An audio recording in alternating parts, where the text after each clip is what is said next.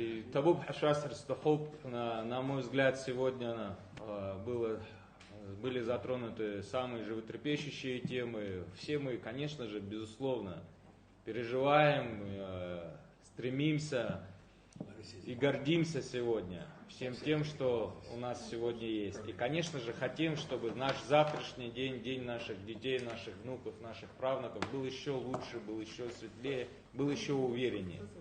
Поэтому мы все сегодня вместе собираемся, люди разного поколения, люди разного мнения, люди с разными пониманиями, как должно двигаться наше государство. Но у нас сегодня одно общее дело объединяет, и мы в это твердо уверены, что у нас одна общая задача – строить, развивать, созидать в нашей любимой Абхазии, делать ее еще сильнее, делать ее еще более процветающей, вместе с нею развивать суверенитет.